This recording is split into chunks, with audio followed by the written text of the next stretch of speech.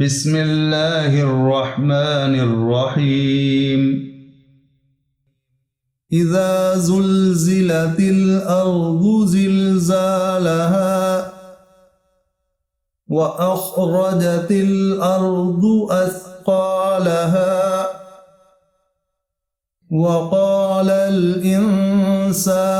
ما لها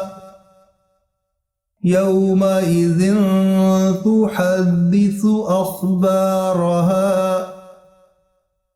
بأن ربك أوحى لها يومئذ يصدر الناس أشتاتا ليروا أعمالهم فمن يعمل مثقال ذرة خيرا يره ومن يعمل مثقال ذرة شرا يره